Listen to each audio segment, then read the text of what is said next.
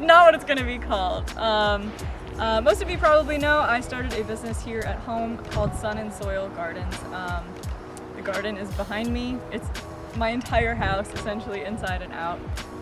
So most of you probably know I'm not on tour playing disc golf anymore because I've been spending a lot of time here in my garden. So we've been here for a little over a year, and I wanted to show you all the progress I've made on this beautiful little over a quarter acre. So with Zach, my camera guy, and me, we'll go walk around and I'll teach you a little bit and show you some of the stuff we have in the ground. Because we have so much both in the front yard and the backyard, we're going to cut this into two separate tours, starting with the front yard, and you'll have to stay tuned for the second video of the backyard tour. Okay, so this greenhouse used to be a little bit bigger and looked cuter, but we had a massive windstorm. It literally got wedged between our two houses, my neighbor's and my own. So Zach and Eric helped me put the thing back together. It's kind of a Franken greenhouse now, if you will, but it still does the job. So come on in.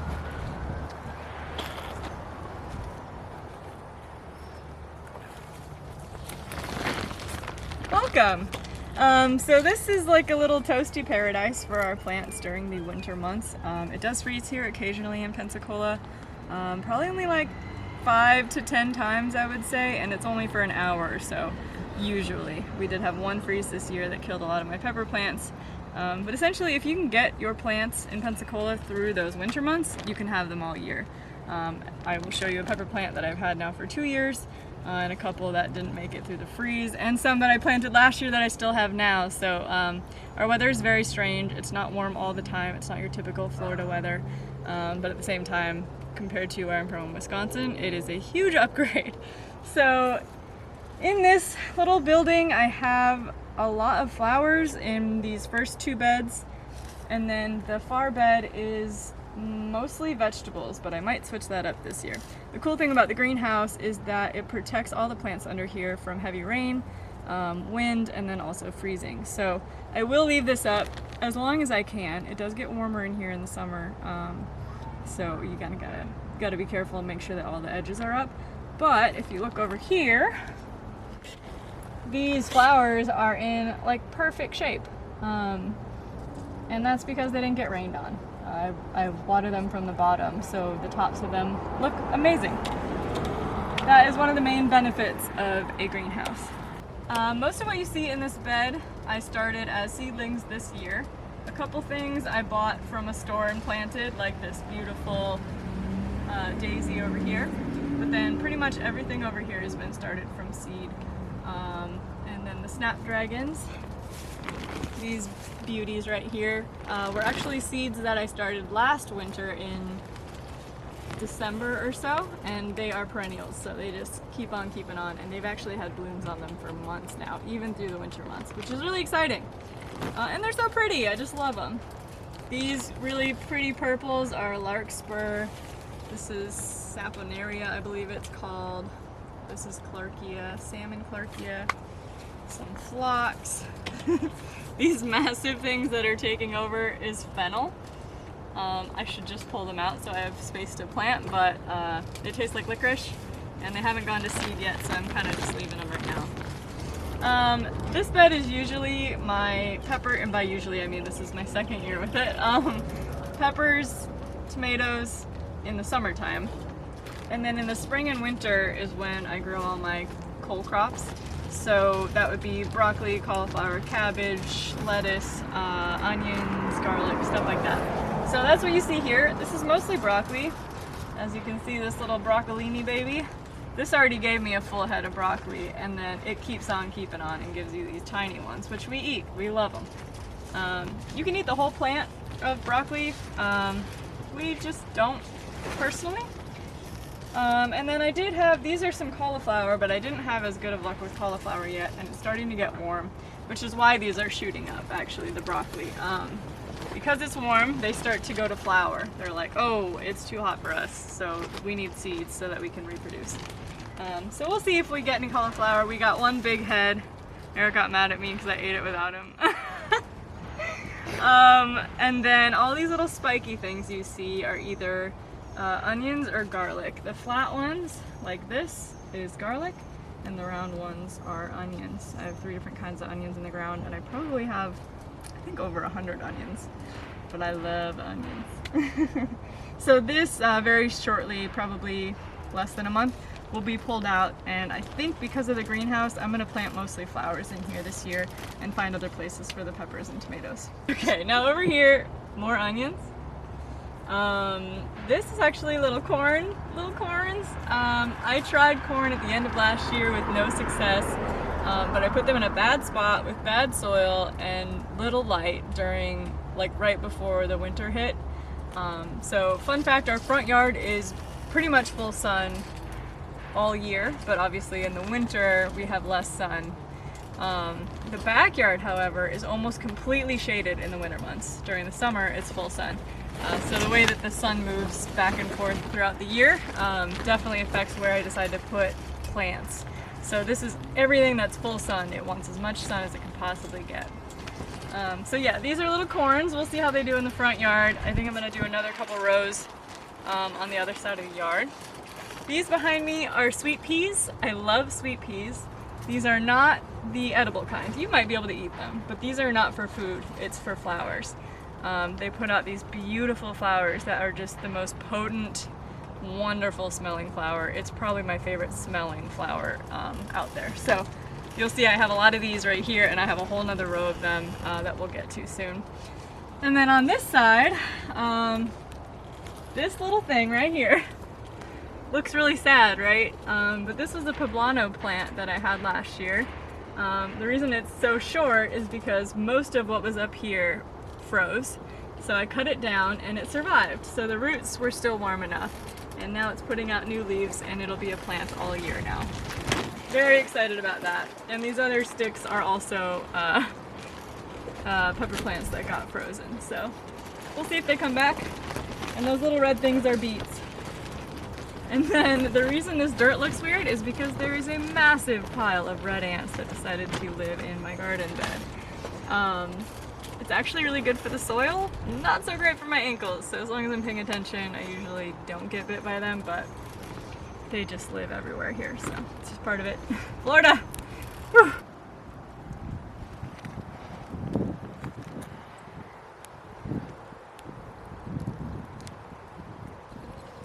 Okay, she's very distracting. This little cute cold drink stand I got, I think, from like TJ Maxx or Home Goods or something. Fun fact, if you want cheap pots, go to TJ Maxx or Home Goods or what, Marshall's, those stores that have like Ross, that have like home good things. They will have literally drink tubs for 20 bucks. If you get a planter from Home Depot the same size, they're like 60 or 70. So, fun fact, buy them, drill holes in the bottom, and now you have planters. This is probably my favorite planter that I own, and it is not a planter. And in this planter, I have 3 different types of lavender, French, English, and Spanish. This one is Spanish. And each one blooms a little different. They smell amazing, and I love it. You will see these hollyhocks everywhere in my yard, so I will point them out when we get to them. These are carnations that I saved from Home Depot. They were like $1 for a 12-pack because somebody like killed them basically. Well, I brought them back to life. Now they're killing it. This is 4 different kinds of mint. I love mint. I put it in tea all the time.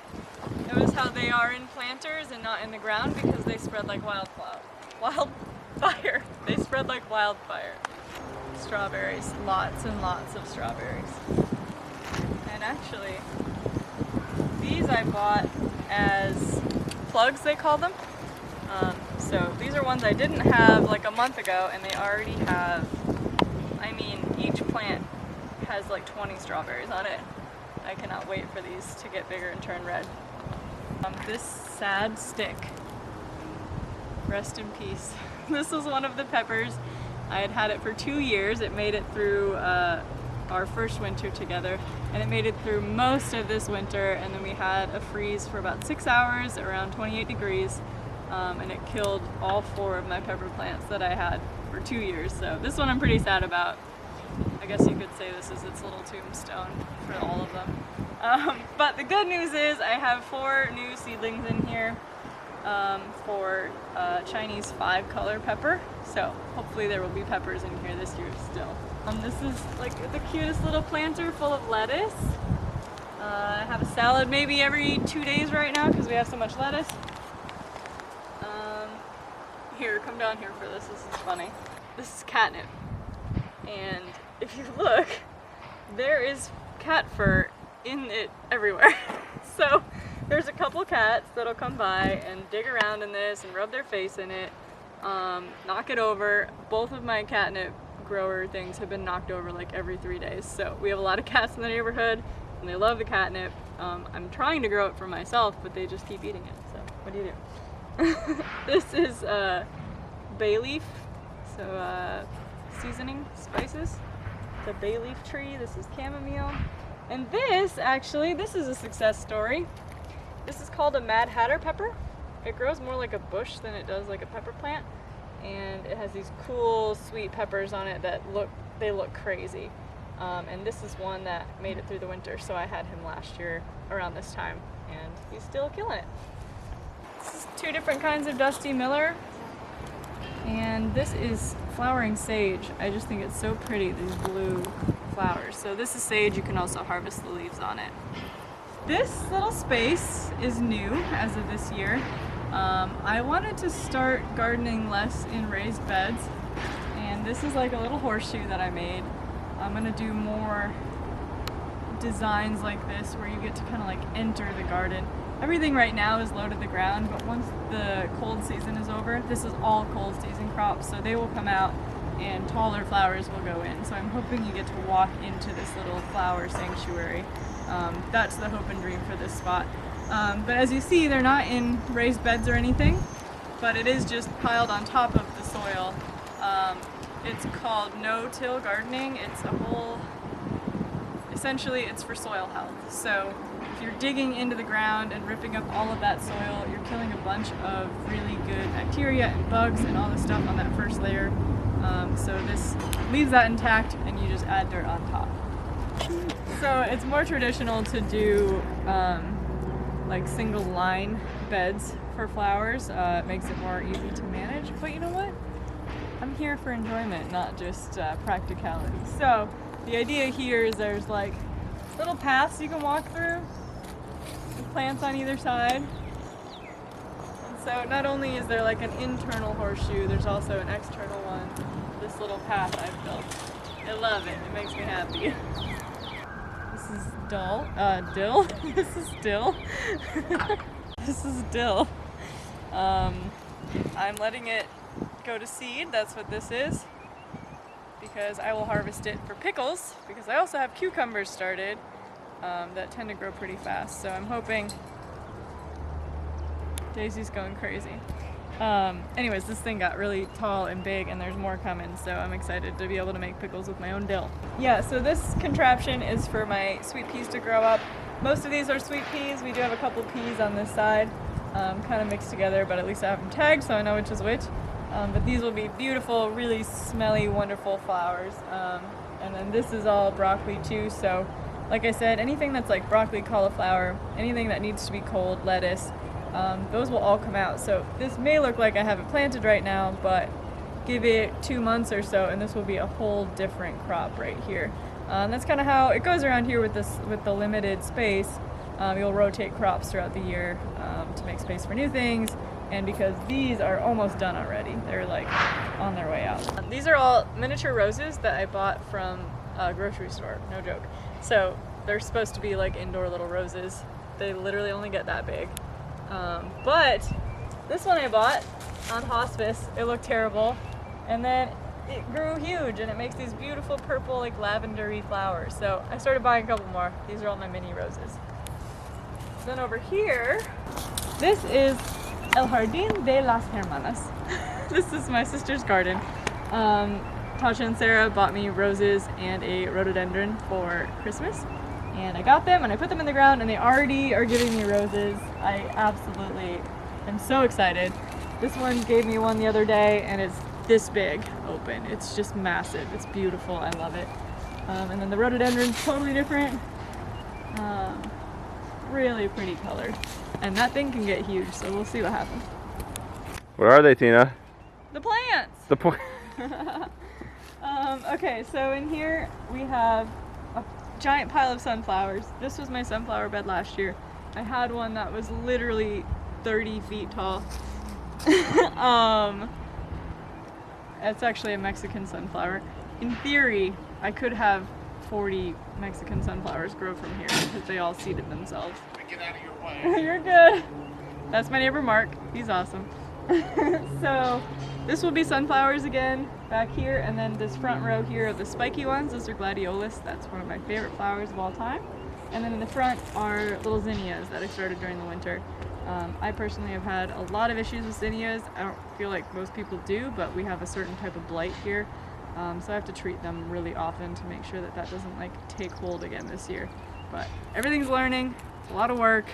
And I love them. They're easy to harvest, they're easy to plant. You just have to make sure they don't get blight. This is my little mobile tree grove. Most of these cannot freeze, or they don't want to freeze. This is rainbow eucalyptus. If you get close, you can see green and red and orange on the stems.